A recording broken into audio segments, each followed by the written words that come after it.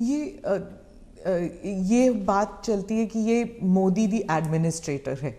अब अगर आप मोदी द पॉलिटिशियन के बारे में बात करूं तो जो पोलराइजेशन हमारे सोसाइटी में है वो हर इलेक्शन में उभर कर आती है, जाति के नाम पर हो या धर्म के नाम पर हो। कोई ना कोई किस्सा ज़रूर हो जाता है इलेक्शन से पहले। तो मोदी दी एडमिनिस्ट्रेटर आपने बता दिया आपने क्या क्या किया है, मोदी द पॉलिटिशियन नहीं कर पाया है अभी तक। पहली बात है कि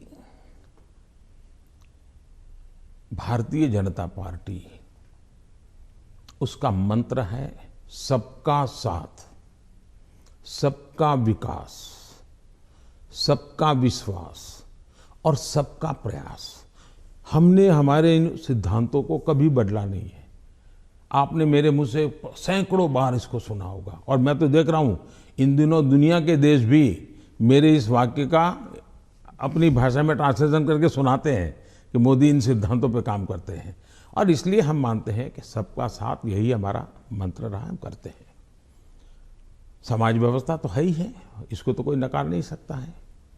लेकिन हैरानी तब होती है जब मैं देख रहा हूं मीडिया में हम समाज को कोई दबा कुचला वर्ग हो उसकी चिंता हमको करनी चाहिए, क्यों नहीं करनी चाहिए। लेकिन हम कहेंगे भाई इस समाज में अगर पंथ के आधार पर देखें तो इस संप्रदाय में इस प्रकार की जाति व्यवस्था का वर्णन करेंगे और इस समाज में हम कभी नहीं करेंगे। क्या वहाँ भी समाज के और वर्गों में जातियाँ नहीं हैं, ऊंच नीच नहीं है, वहाँ पर बैकवर्ड नहीं। अब जैसे मेरे यहाँ गुजरात में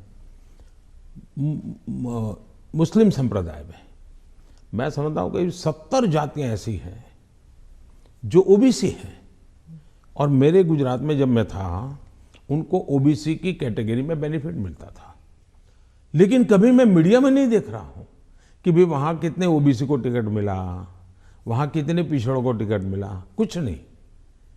तो ये इस प्रकार की राजनीति कौन करते हैं जी? क्या इसे बाहर आना चाहिए कि नहीं आना चाहिए?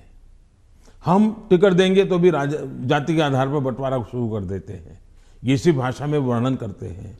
किस जाति का कितना वोट मिलेगा ये भी कह रहे हैं।